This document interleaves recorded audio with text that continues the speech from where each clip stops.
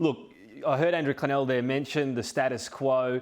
How can Labor make up any ground? Let's run through it all because he's right so far. The story of the night is, compared to last election and this election, the Liberal Party at the very least holding its territory and Labor not making gains. Let's go through it all quickly. Bass, first of all. This is where the Liberal Party won 3 last time, some hope of 4. Massive vote for Peter GUTWEIN there. How that translates in terms of the party vote, 3.78 for the Liberal Party. So guaranteed at this stage, 8.5% of the vote, but are guaranteed on this tracking to get 3 and a chance of 4. Labor at 1.45. Look, we assume they're favoured from those Greens distributions at 0.5. No guarantee they would get to that 2, though. Shooters, fishers, farmers favour the Liberal Party. So things get a bit interesting there. Animal Justice Party helps Labor. No guarantees, but Liberal Party still a chance of 4, which would be, well, bad news for Labor. So that's Bass. That could be the status quo or it could be towards Labor. Braddon, this is another one. Liberal Party has 3 seats in last time. It wants to hold on to 3. As you see, well, straight away, that looks likely. Jeremy Rockcliffe gets elected. He gets Felix Ellis elected. Likely Adam Brooks gets elected. We're still seeing a relatively high vote from Craig Garland, but as these other booths are coming in, his vote is starting to drop. Still not seeing Justine Key appear either, the so-called star candidate for Labor. So as this plays out, this looks like it's going to follow the lines of the Liberal Party getting 3. That's all they need to do. 4 would be great for them, but 3's fine.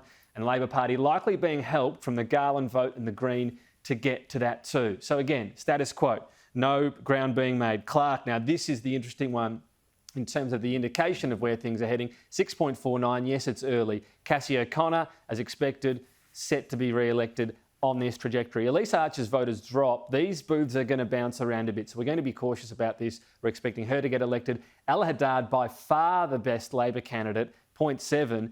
Then we're seeing this strong vote from Christy Johnson, who's overtaken Sue Hickey. She is the more favoured candidate to get there out of the 2 independents. As we flip, though, how this actually means in terms of the quotas, this is what's interesting. 1.76 from the Liberal Party.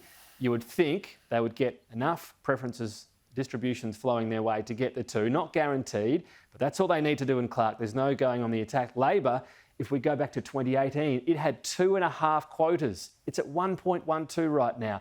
As Erica Betts was saying, the left vote there is splintering. The independent candidates are taking votes away from Labor. So nothing helping Labor here in Clark. At this stage, you'd think one of the independents would be elected, 1 Labor, 1 Green, 2 Liberals. Probably. We'll see. A lot to go in Clark. It's bouncing around.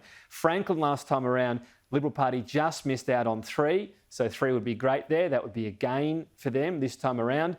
The Greens only just scraped in. This time around, at the moment at least, 11.84% done. Rosalie Woodruff would get in under her own steam. She wouldn't need to rely on distributions. Dean Winter, the leading candidate ahead of David O'Byrne.